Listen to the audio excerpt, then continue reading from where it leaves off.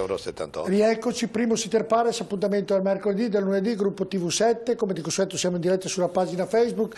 Elisabetta, novità dal web?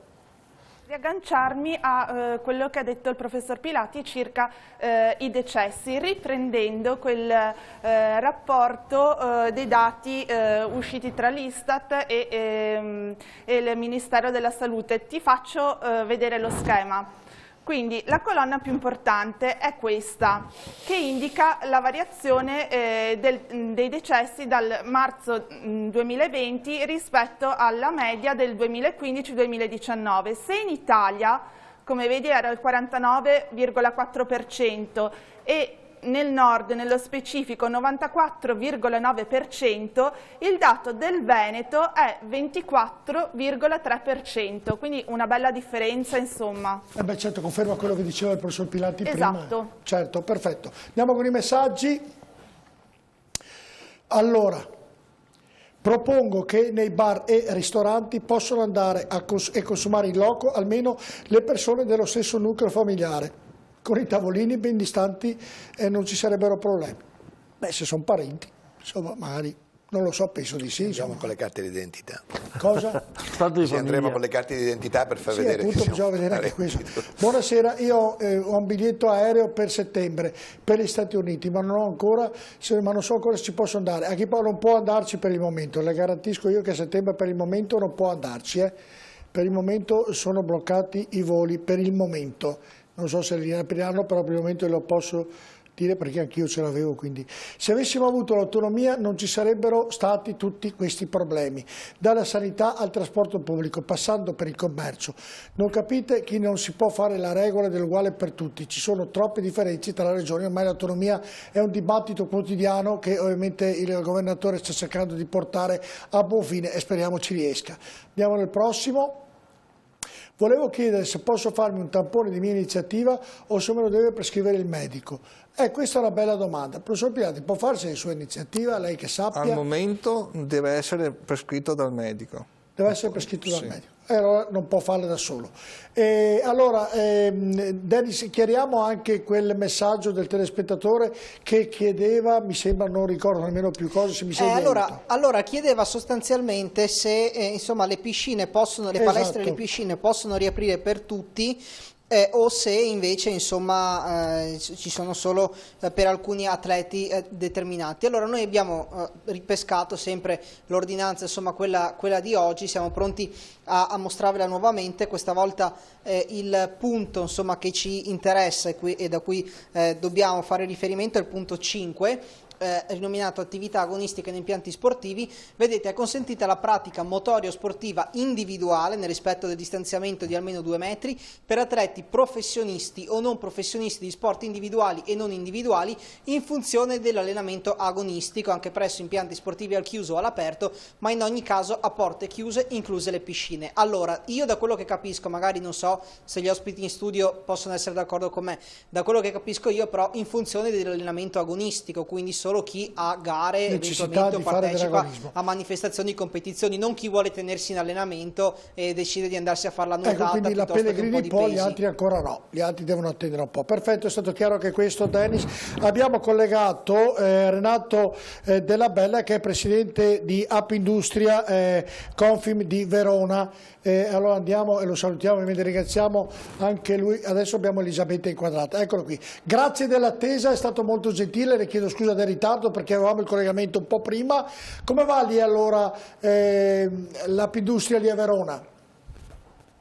Beh, va che speriamo di riuscire a registrare la riapertura dei nostri associati. Ad oggi i dati ci dicono che tra aziende chiuse, aziende mezze aperte, aziende aperte interamente siamo intorno al 60% e quindi siamo ben lontani da una riapertura generalizzata. E quindi per quale motivo? Pensiamo che questa percentuale duri per almeno fino a metà maggio, ma probabilmente fino a fine maggio. Ecco, ma per quale motivo non sono state aperte tutte?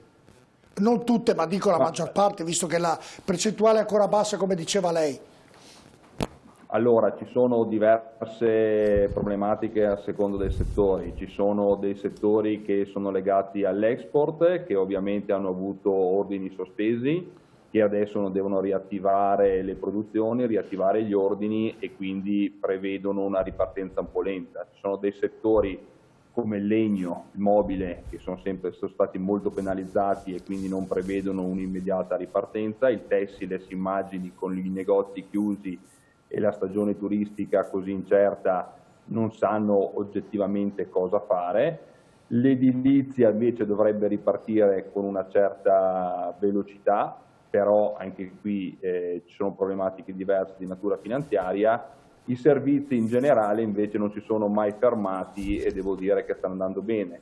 L'alimentare, se è legato alla grande distribuzione, non si è mai fermato e quindi sta registrando da sempre, quindi non ha mai avuto problemi. Chi è legato invece al turismo, al food tipo ristoranti, bar, può immaginare che non ha nessuna previsione di ripartenza. Senta, qui in studio abbiamo il presidente dell'ASCO e anche della Camera di Commercio di Padova e del Veneto ovviamente. La domanda che le faccio: le aziende in difficoltà o quelle che hanno avuto un periodo chiuso, un periodo fermo e quelle che lo sono ancora, hanno ricevuto i soldi che lo Stato aveva promesso loro, oppure come qui da noi devono ancora riceverli perché le banche, la burocrazia e chi più ne ha più ne metta non ha permesso di poterli dare, di poterli avere?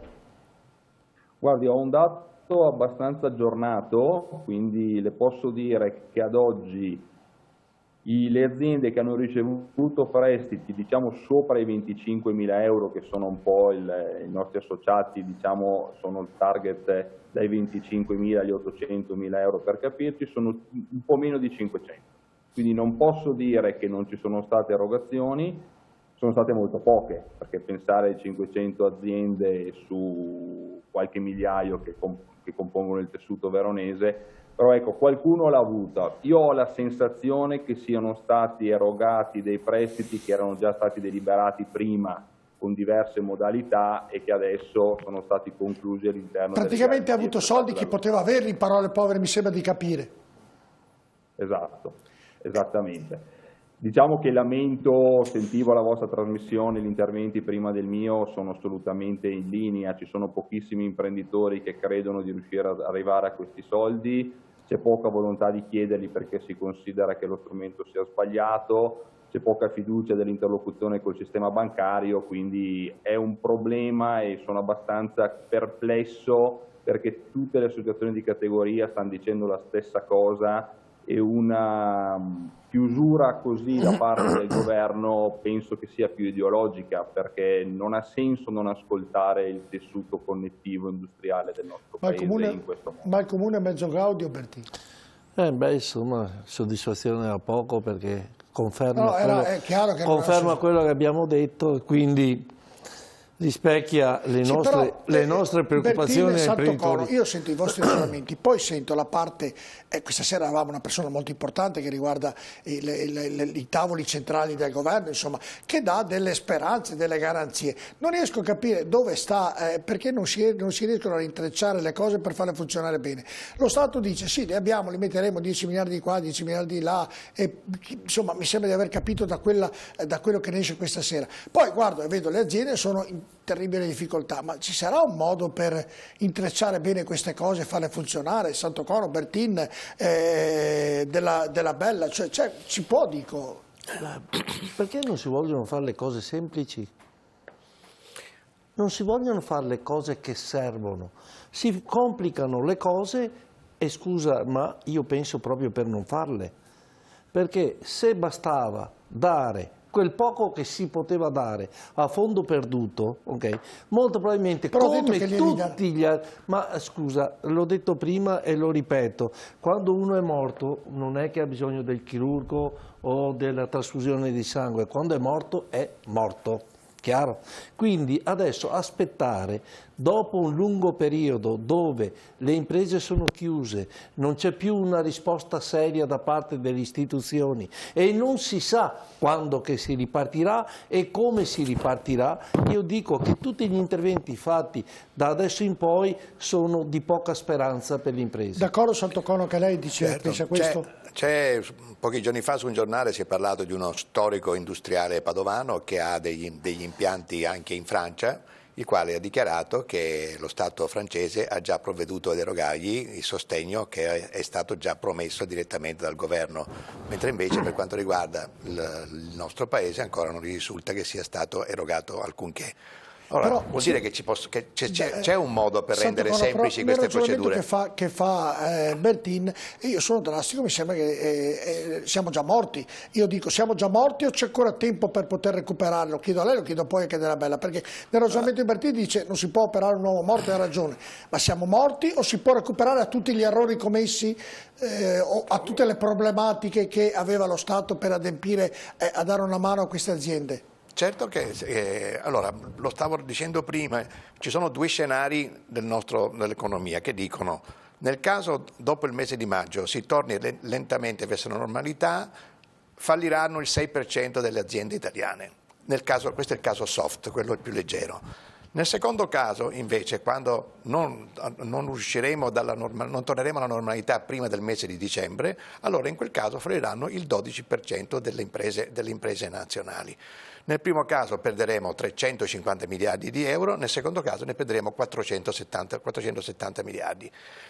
Quindi, quando prima si parlava della necessità di essere rapidi, significa questo, cioè se non vogliamo passare da un caso soft che ci consente nello spazio di questo 2020 di ritornare alla normalità, di tornare a scenari precedenti al coronavirus, dobbiamo essere veloci. Non si capisce perché in altri paesi la velocità venga raggiunta, nel nostro no. Sicuramente perché la burocrazia, sicuramente perché il nostro è il paese dove passata la festa gabbato lo santo, cioè tutti si danno da fare quando è il momento, poi dopo tra qualche anno tutti si dimenticheranno di qualche funzionario di banca che è stato molto rapido nell'erogare dei contributi e magari non ha fatto i controlli necessari, eccetera, allora in quel caso andranno a colpirlo. Quindi quando non ci sono queste certezze allora la burocrazia allinea e quando la burocrazia allinea non c'è più la velocità. E a Verona, secondo lei, Di Bella, quante rischiano di chiudere definitivamente l'azienda? Ma guardi, i numeri sono quelli, non è che possiamo dire che Verona sia così diversa da Padova. Io penso, per rispondere anche alla sua domanda, che il vero problema in questo momento sia nel rapporto governo-banche. Purtroppo, a differenza di altri paesi, l'Italia e il governo italiano hanno dovuto decidere di passare tramite il sistema bancario per far arrivare questi soldi all'impresa e qui c'è una trattativa, perché sentendo parlare sia gli esponenti del sistema bancario che i politici è chiaro che c'è una trattativa, però è una trattativa che noi imprenditori non possiamo permetterci. Questo chiamiamolo scudo penale, questa volontà del sistema bancario di garantire finanziamenti precedenti prima di erogare nuova finanza, questa sfiducia che il sistema bancario sta trasmettendo in maniera palese sul futuro dell'Italia, sul futuro di questo governo, perché se mi permette pensare che per anticipare la cassa integrazione ci siano le condizioni che i lavoratori e noi imprenditori dobbiamo accettare, che se il governo non paga entro 7 mesi dobbiamo intervenire noi, capisce che le banche normalmente non dovrebbero minimamente porle come condizioni, col tutto il risultato che i nostri dipendenti non stanno avendo la cassa integrazione. Allora purtroppo c'è una partita molto delicata e tutta a nostre spese che porterà a arrivare tardi e quindi quando si dice che molte aziende non riapriranno è perché il fattore tempo è determinante e così facendo ogni giorno che passa stiamo non rischiando. Domanda. Stiamo avendo sempre più imprenditori che decidono di non aprire. È chiaro, e sento sempre che la cosa delle volte mi tranquillizzo, delle volte no. Ma bisogna risolvere. Quelli che sono lì lo sanno questo problema?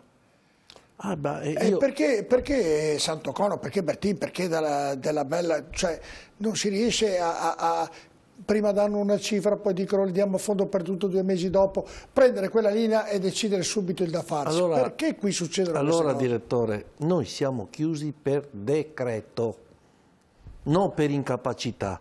Noi siamo chiusi per decreto. Qualcuno ha deciso, perché c'è un motivo di sanità pubblica, che c'era un pericolo di chiudere le attività, devi pensare che chiudendo le attività stai creando un danno all'economia. Devi avere tutti i tuoi salvagenti o paracaduti per rimettere in moto l'economia, perché è tutto collegato, sono due cose che vanno via sullo stesso binario. Io lo ripeto da tempo, rischiamo di riempire i letti di terapia intensiva di imprese. Okay? Certo. E quindi questo mi sembra che sia un dramma altrettanto preoccupante. Quindi, se poi vedo che già ovviamente l'e-commerce sta massacrando e uccidendo tutti i commercianti, credo che davvero non ne veniamo più fuori qui, davvero vedo. Ma è una banalità anche la cosa che quelli che vendono i negozi di abbigliamento, che se tu ti vai a provare un capo, ok, dopo lo devi sanificare. Beh, io dico adesso, faccio anche pubblicità, Zalando, quando ti manda a casa il pacco, tu te lo provi, se non va bene, quando rientra in azienda viene sanificato? Cioè, dico, sono state fatte delle regole fatte così, insomma, no? A caso.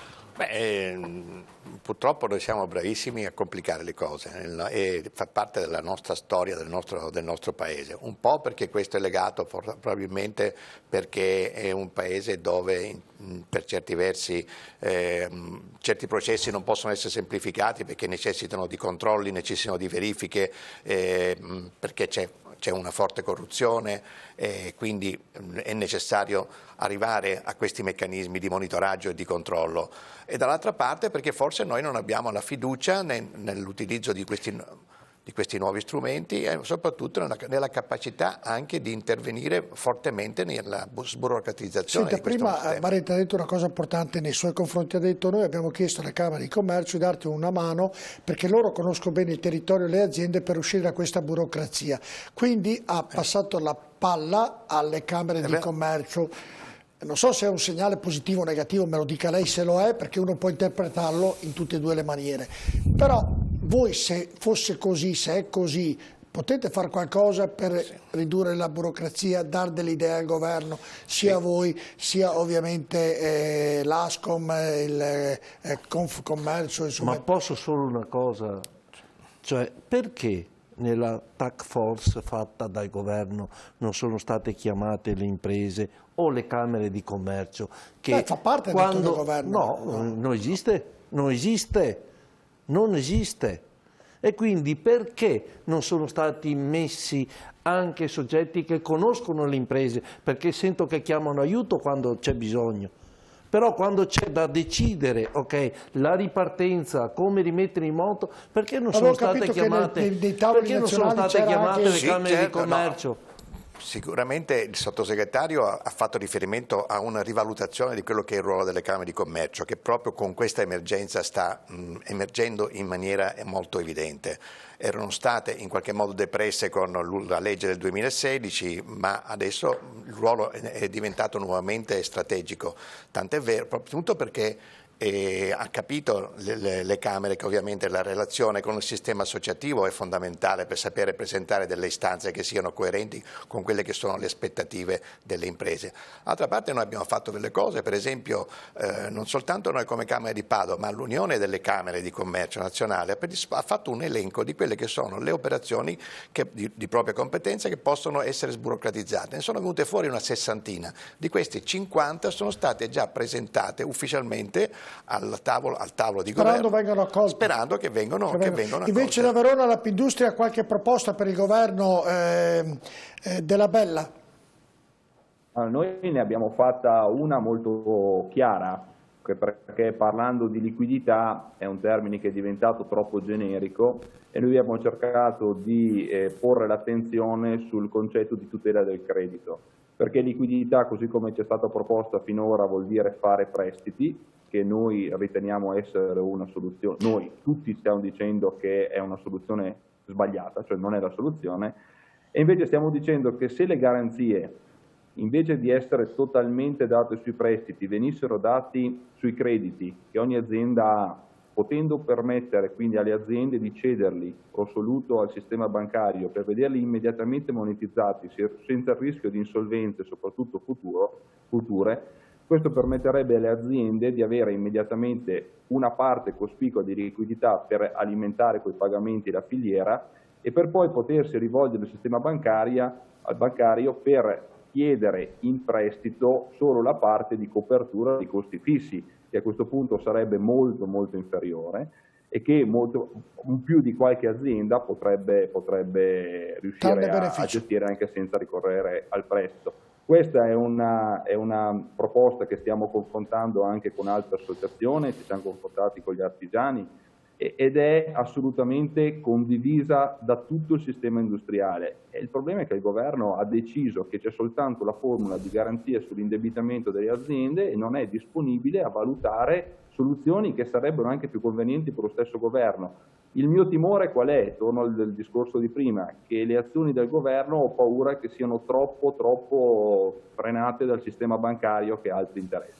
Perfetto, grazie Renato Dalla Bella, grazie.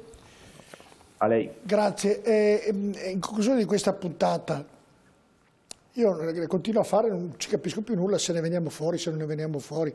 Datemi voi delle speranze. Un momento sono contento, un momento meno, un momento siamo dal problema sanitario a un'ecatombe, dal problema diventerà economico, fra, come diceva anche Baretta, perché poi riprende la produttività sì, e fra quanto, e fra come, perché, per come. Cioè, come vedete il futuro? Così è una domanda tanto in chiusura abbastanza semplice. Cioè, lo vedete bene, male, perché da come parlate sicuramente non è bene, non è che poi mi dica andrà bene, tutti bene, andrà bene, qui proprio andrà bene, non mi sembra. Però avete speranze, chiedo questo. Guarda, la curva epidemica è in discesa, quindi vuol dire che questo problema... Sperando rimanga sempre... C'è la speranza di risolverlo a breve. La curva economica è in caduta libera. E quindi? E quindi o si corre subito ai ripari, perché lo diceva anche Di Bella, ogni giorno è una perdita di sangue, okay? E quindi o si corre subito ai ripari con dei provvedimenti chiari, okay? Quindi soldi a fondo perduto che servono ormai perché le imprese sono andate troppo avanti, 60 giorni le imprese hanno maturato debiti che arrivano e non possono essere risolti con un altro debito. Sì, ma questi soldi, se lo Stato darà il benestare, che arrivano rapidamente, non fra 20 anni. Ma cosa darà cosa? Cosa vuoi che arrivi? Arriverà. Ma cosa vuoi che arrivi?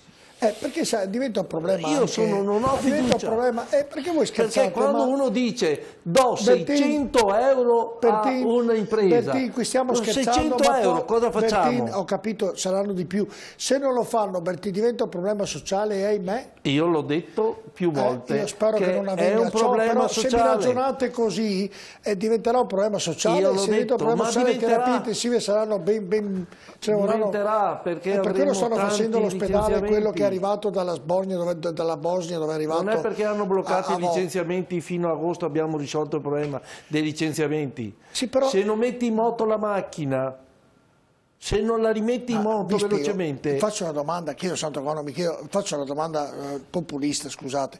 Allora si va tutti, Camera di Commercio, Ascom, Confcommercio, tutti in massa a Roma e si va a protestare. Spiegatemi una soluzione. Se tutti si lamentano da Verona, Vicenza, Bolzano, Bergamo, dappertutto, ma ci sarà un modo per risolvere questo problema o sarà un'ecatombe davvero? Bertin, lei è andato in piazza domenica, no? Siamo venuti a riprenderlo mentre insieme al sindaco ovviamente ha lanciato un allarme non indifferente. Andate a Roma, prendete, andiamo tutti a Roma, cioè cosa si può fare per poter far sì che capiscano e recepiscano le difficoltà oggettive e soggettive che ci sono? Perché non lo so, cosa si può fare? Ditemelo voi, sto facendo delle ipotesi, non ho detto perché io sono contro la violenza, ho detto questo, però trovatemi una soluzione perché questa bisogna trovare. Io sono qui che aspetto, okay, che si muova veramente, che prendano coscienza della gravità della situazione, che penso che siano a conoscenza perché non posso dire che non hanno capito bene dove andremo a finire, ma che sia fatta una regola chiara e precisa per ripartire, perché le imprese capito, non però stanno chiedendo soldi, stanno chiedendo di ricominciare a lavorare. Ho capito, se mi diceva, non so, mi corregga se dico un'esattezza Santo Cono, che la Camera di Commercio ha delle disponibilità economiche, magari non esagerate, e non possono spendere. Mi sembra di aver capito questo, o sbaglio? No, adesso le stiamo spendendo. Ah, le state spendendo? Ecco, per esempio, questo è uno dei casi in cui le promesse sono state mantenute, cioè sono stati svincolati dei fondi che erano stati bloccati dall'ultima finanziaria, che le Camere di Commercio hanno potuto fare, e le Camere di Commercio sono state autorizzate anche a investire sul credito, e questo noi lo stiamo facendo. Ma io quello che volevo dire è, noi stiamo paventando delle paure, dei pericoli, ma non siamo certi che stiamo andando allo sfascio, perché come per il coronavirus si dice, quando è che a un certo punto potremo essere tranquilli? Quando una persona magari non era in grado di infettarne un'altra, ma ne infetterà lo 0,50. Allora usiamo i numeri anche per le cose nostre, cioè noi abbiamo dei parametri che parlano molto bene e dicono: se si ritorna alla normalità dopo il mese di maggio e non ci sono più nuovi lockdown, non si torna indietro, eccetera, siamo ancora nelle condizioni di uscire da un rischio recessione. Se invece dovesse succedere questo, allora a quel punto il rischio diventa un grande problema. Volevo dire qualcosa, dottore? Secondo me da questa discussione quello che emerge è che bisogna stare particolarmente attenti da adesso in poi per non tornare indietro con il lockdown, quindi dal punto di vista sanitario è essenziale, perché se si comincia a mettere il naso fuori e si cominciano a riaprire le attività in questa situazione drammatica, come abbiamo visto questa sera, è essenziale, se non vogliamo morire, tornare indietro. Questo è fondamentale, cioè quello degli accorgimenti, cioè della responsabilità individuale nel continuare in questa severità praticamente dal punto di vista sanitario è essenziale per non tornare indietro. Certo. E da qui... Per questo chiediamo regole chiare e anche precise. Vabbè, speriamo che accada tutto quello che avete detto nell'ultima parte della trasmissione, che è abbastanza più rassicurante di quello che era partito all'inizio. Ringrazio Patrizio Bertin, grazie davvero, grazie a Pierluigi Pilati e grazie anche ad Antonio Santocono, grazie davvero a tutti di essere qui fino a quest'ora. Elisabetta Corazza. Grazie ai nostri ospiti e grazie a chi ci ha seguito da casa, a cui diamo appuntamento a mercoledì prossimo. Esatto, saluto anche Dennis, ovviamente buona serata, buonanotte anche da parte mia. Marco e Claudio in regia, vi ricordo domani l'appuntamento 10:25, vi collegate, se volete fare ginnastica andate a ginnastica in salotto, chi rimane a casa, poi l'informazione dalle 12:30 siamo collegati con la protezione civile a Marghera, dove terrà come di consueto la conferenza stampa il governatore Zaia per dare le ultime ovviamente dati, speriamo positivi come gli altri, e tutte le informazioni di TV7. Buonanotte. Questo programma è stato offerto da Dispar, Eurospar, Interspar. Da 60 anni, il valore della scelta.